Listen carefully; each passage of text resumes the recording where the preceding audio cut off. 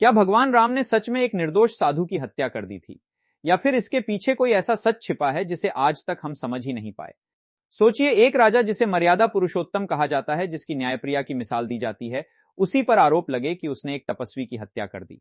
क्या यह सच है या सदियों से फैलाया गया एक अधूरा सच? आज हम जानेंगे शंबुक वध की पूरी कहानी, बिना किसी मिलावट के, बिना किसी पक्षपात के। अयोध्या राम राज्य का समय, जहां हर तरफ सुख था, शांति थी, न्याय था।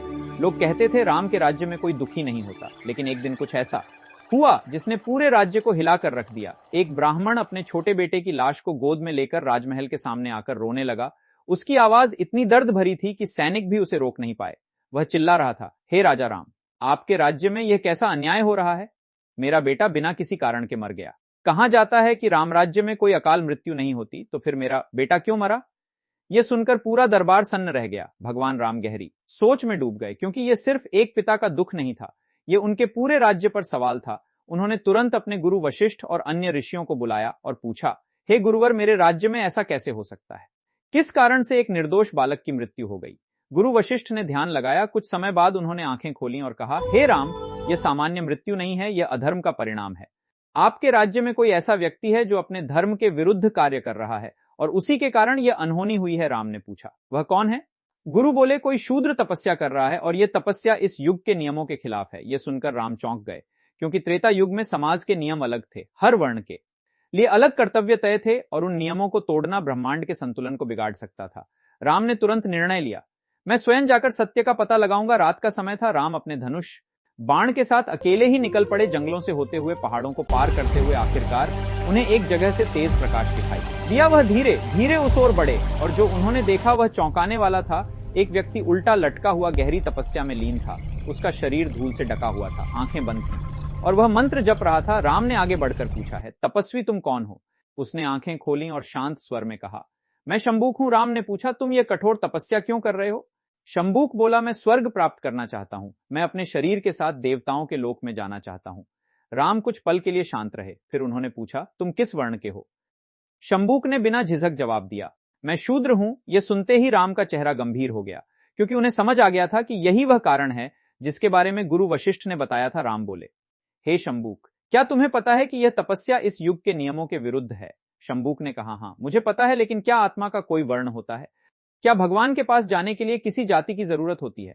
उसके शब्दों में एक सच्चाई थी, एक प्रश्न था जो आज भी गूंजता है। राम कुछ क्षणों तक चुप रहे। उनके सामने दो रास्ते थे, एक राजा के रूप में नियमों का पालन करना, दूसरा एक इंसान के रूप में एक तपस्वी की भावना को समझना। लेकिन राम सिर्फ एक व्यक्ति नहीं थे, वह एक राजा थे, और उनका कर्तव्य था धर्म की रक्षा करना। उन्होंने धीरे से अपना धनुष उठाया और कहा, हे शंबुक, मैं तुम्हारी भावना का सम्मान करता हूं, लेकिन इस समय मेरा धर्म मुझे यह करने के लिए बाध्य कर रहा है।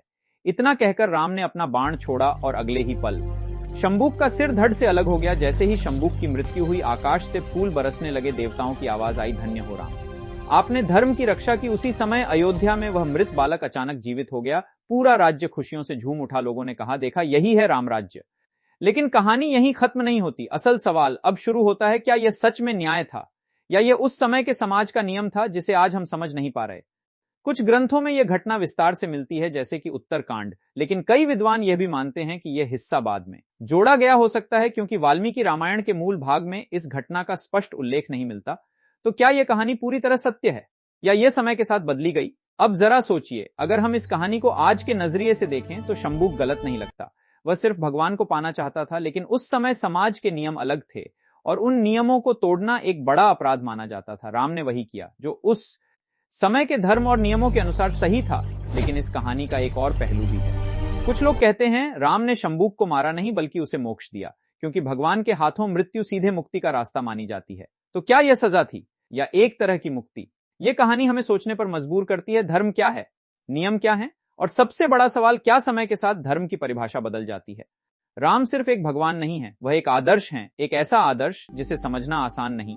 उनके हर निर्णय के पीछे एक गहरी सोच होती है, एक जिम्मेदारी होती है। और शंबुक वह सिर्फ एक पात्र नहीं है, वह एक सवाल है, एक ऐसा सवाल जो आज भी हमारे समाज में जिंदा है। तो अगली बार जब कोई आपसे पूछे, क्या राम ने शंबुक को मारा था, तो सिर्फ हाँ या नहीं मत कहना, बल्कि उसे यह पूरी कहानी बताना, क्योंकि सच्चाई हमेशा एक लाइन में नहीं होती। कभी कभी सच्चाई को समझने के लिए हमें पूरी कहानी सुननी पड़ती है, और आज आपने वह पूरी कहानी सुन ली।